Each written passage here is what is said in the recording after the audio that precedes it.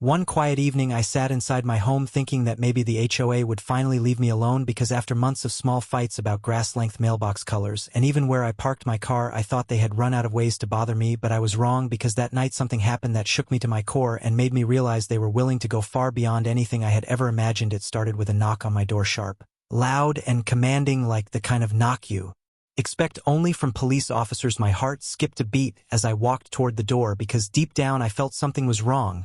When I opened it, two men stood outside in dark uniforms, badges clipped to their chests, radios at their belts, and serious looks on their faces.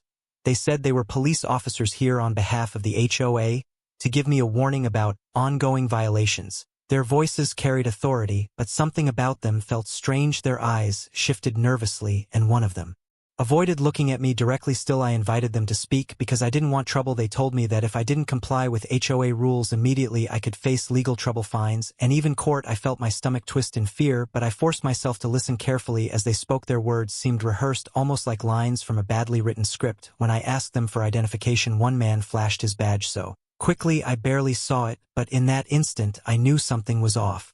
The badge didn't shine the way a real one does. It looked cheap, plastic, almost like a toy. My pulse quickened as a terrible thought hit me. These weren't real police officers. They were imposters sent by the HOA to scare me. Still, I played along, asking quiet questions while inside my chest my heart pounded like a drum. I remembered stories of fake cops robbing homes or worse, and I realized how much danger I might be in. They tried to step closer, leaning into the doorway as if testing how far they could push me. One of them mentioned that neighbors were complaining about me all the time, and that I should consider moving away if I couldn't handle community standards.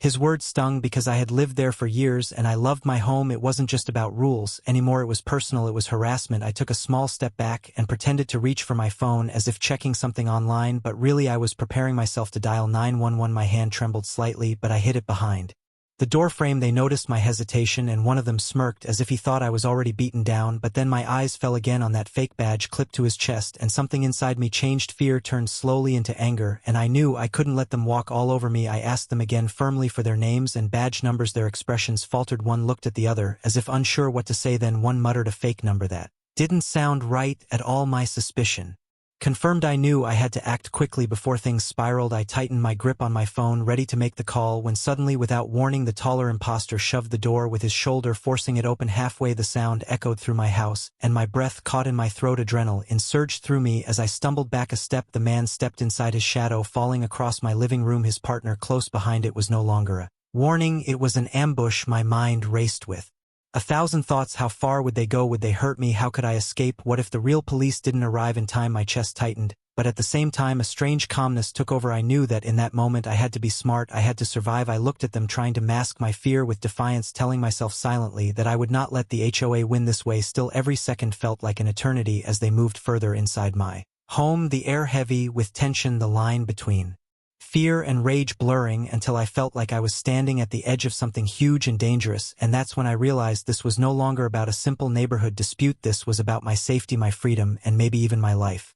The moment that man forced his way into my home, I felt a chill run down my spine, but I knew panic would only make things worse, so I steadied my breathing and tried to think quickly while hiding the phone behind my leg. With one swift motion, I pressed record without them noticing and kept my face calm, even though inside my chest my heart was pounding like thunder. They started pacing around my living room, one of them pretending to look official while the other whispered threats about how the HOA could make my life impossible if I didn't obey their demands. They said I needed to stop questioning their authority, stop filing complaints, and stop resisting every rule they made, otherwise things would get ugly. I nodded slowly, acting as though I was intimidated, but in reality I was gathering every second of video proof I could get. The taller one leaned closer, his voice low and sharp, telling me that accidents happen in neighborhoods all the time and people who fight the HOA usually regret it.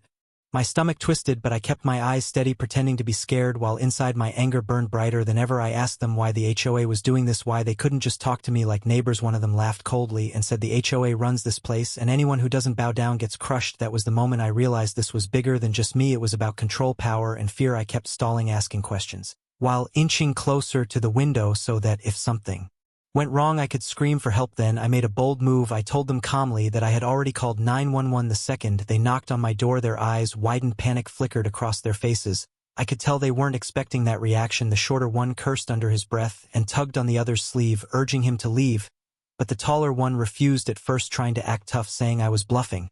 So I leaned in close enough for him to see the red blinking light on my phone, recording everything. His face drained of color, and that was when the balance of power shifted. They backed away, muttering excuses, and within seconds they bolted out of my house, rushing down the street. I didn't waste a moment. I locked the door behind them, and immediately dialed 911 for real this time, explaining through shaking breaths that 2 imposter cops had just broken into my home. Within minutes, flashing lights filled my street. Real police officers arrived, their presence filling me with relief. I handed over my phone, shaking but determined, showing them the video recording of the imposters' threats, faces, uniforms, and fake badges. The officers watched carefully, nodding with grim expressions. One of them assured me that I had done the right thing, and that they would make sure justice was served. It wasn't long before the truth came out. The imposters were traced back to none other than the HOA president who had organized the entire plan, thinking it would scare me into silence. The police launched a full investigation. Neighbors started talking, and soon more people came forward admitting the HOA had been bullying them too. My case became the spark that lit a fire in the community. People who had been too afraid to speak finally stood beside me. Together we exposed the corruption, intimidation, and lies the HOA had been hiding for years. When the HOA president was finally arrested, I stood outside watching as he was led away in handcuffs. The same man who had once smirked at me during meetings now looked small and defeated. In that moment I felt a mix of relief and triumph, but also a deep sadness that things had gone this far. All I had ever wanted was peace in my own home.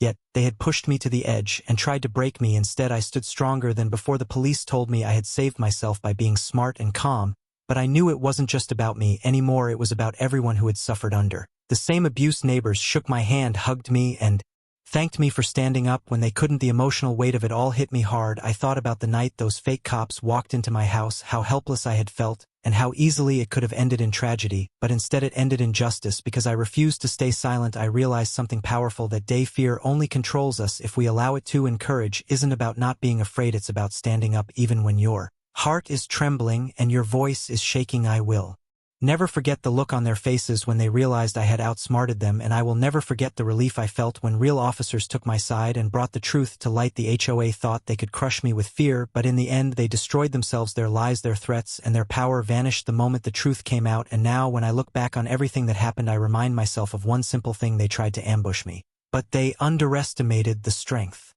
of one person who refuses to be silenced. And that is why today I can finally stand tall, free in my own home, without fear, knowing that justice was served and that courage always wins.